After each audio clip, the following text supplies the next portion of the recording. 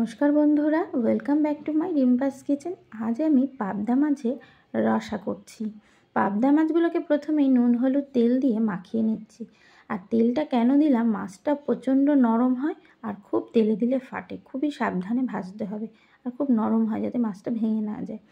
এইভাবেই আমি ভেজে নিলাম। কালো জিরা ফোড়ন দিয়ে পেঁয়াজ কুচি লঙ্কা চিরা দিয়ে ভেজে নেব।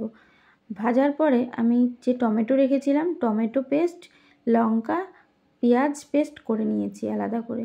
আর আলাদা করে মশলা আমি দিয়েছি 1 চামচ ধনের গুঁড়ো, 1 চামচ জিরের গুঁড়ো, 1 চামচ কাশ্মীরি লঙ্কার গুঁড়ো, নুন হলুদ একসঙ্গে মিশিয়ে মশলাটাকে কষিয়ে নিচ্ছি।